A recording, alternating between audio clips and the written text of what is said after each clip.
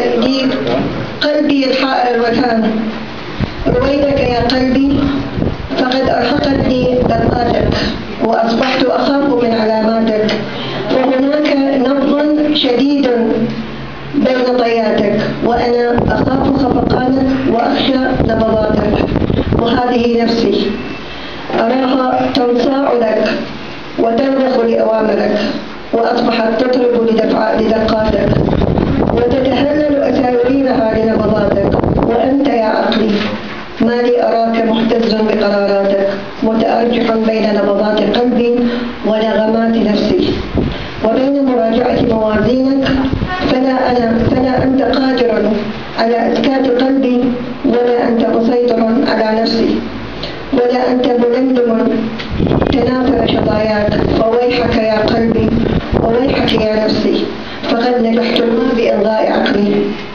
وعدا يا عقلي عصيانك، ويحك وألف ويحك يا قلبي، فقد تناثرت حولي دقاتك ولم يعد بمقدوري إسكات نبضاتك، ولا ويحكم ثلاثتكم لقد اخترقني من حرك أنوثتي، ووقعت في شراك الحب واجتاحني الوله والجنون، جنون عشق ما له مثيل في كل الجنون، وعشقت وانتهى أمري، فيا ليتكم تتركوني فربما من غيركم أعيش بسلام، بعيدا عنك يا قلبي ودقاتك، وأنت يا نفسي ولقلبي صياعك، وأنت يا عقلي وعصيانك، دعوني أعيش بسلام. في محتاجين أنا بحبها جدا.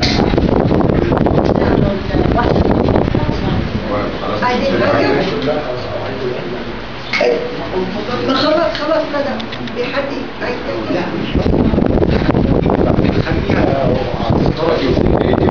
يعني انت في سياق الاحتفالية هتقولي اكتر من مرة. ايوه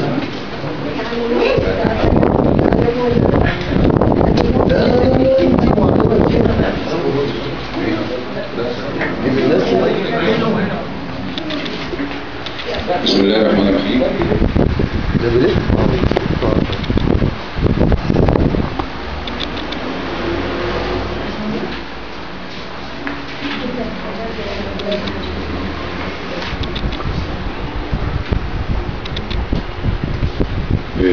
إذا كان العرب قالوا قديما لا يفتى ومالك المدينة، فلا ينقض الدكتور أبو تعطية بيننا.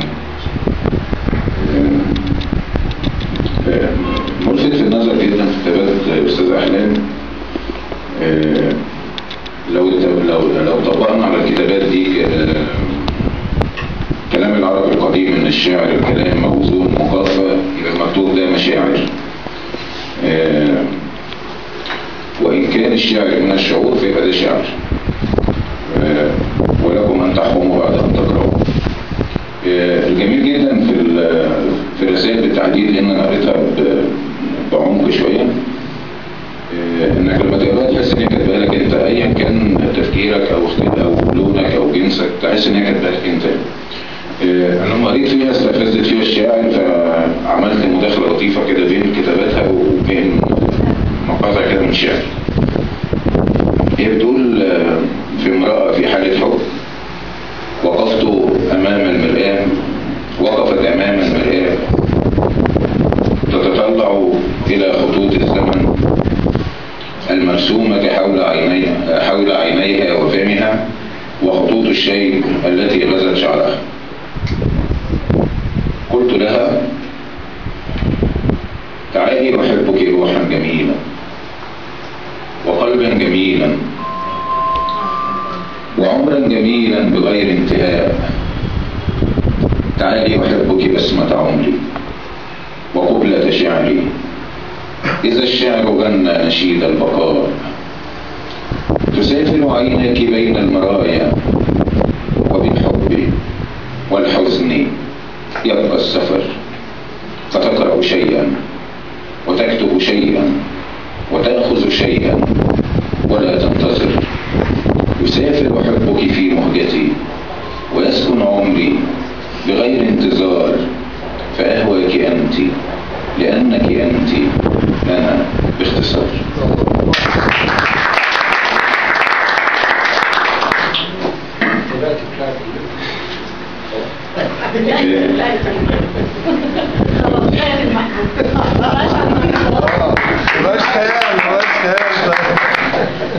تقول في رسالة اللقاء الأول والتعارف: كنت دائما أقول أنني امرأة في حالة حب، أحب الناس جميعا من دون استثناء، إلى أن بزغت في أفق حياتي كبزوغ الفجر في أوله.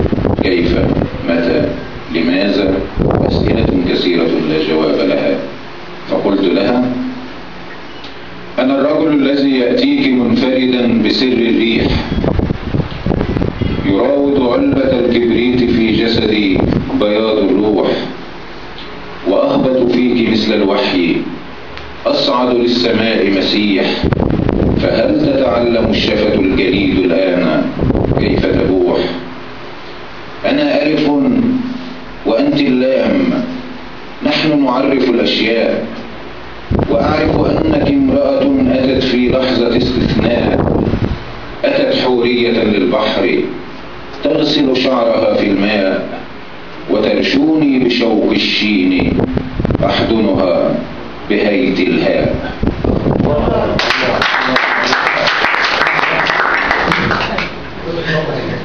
وتقول في لآلئ: لم أكن أعلم أني بحاجة للمسة من يديك لتوقظ أنوثتي.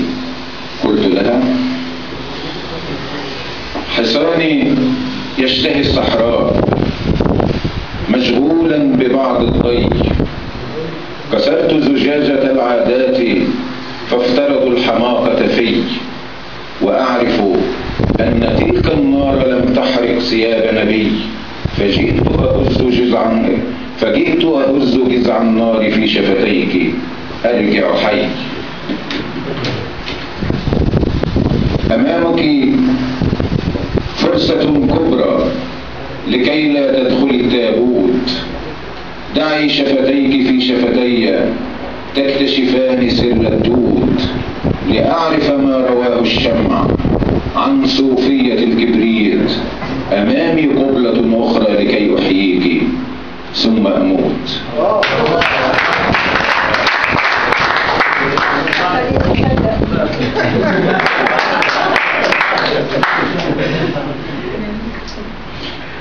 وتقول في بطاقة الدعوة: هل تأتي معي إلى القمر هذا المساء؟ سمعت أنهم يقيمون احتفالا كبيرا لتوزيع الجوائز والأمسمة على العشاق والشعراء. فقلت لها بنرجسية مصرية: شعري سماء أشرقت في كل حي، من كل حرف أرسلت فيهم نبي، شعري بياض الروح، إن سطوره أيام عمري حين تسقط من يدي. إني أحبك، أنت جائزة السماء، فغدوت أشعارا رواها الترمذي. أنا أعظم الألقاب، يكفي مرة لو قلت عبد الله قال الشربجي.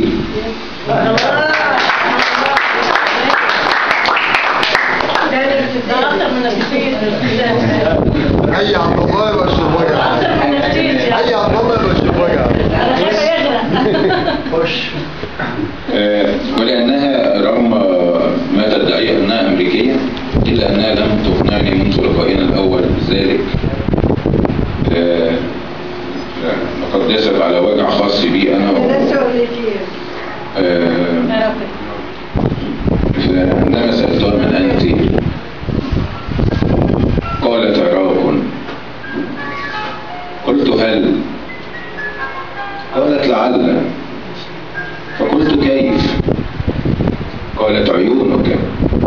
قلت: في عينيك خوف ضم خوف، عيناك يا عربية الإيقاع في حجريهما.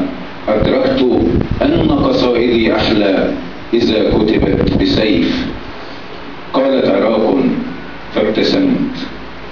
بكيت خمسا كالصلاة، وضممتها حتى استرحت ورحت فيها للحياة ومضت تجر نخيلها، فقميص يوسف دموع كان العراق أمام عيني غير أني لا أراه. شكرا. احنا معانا موجود 7 شعراء ومطرب مفاجئ.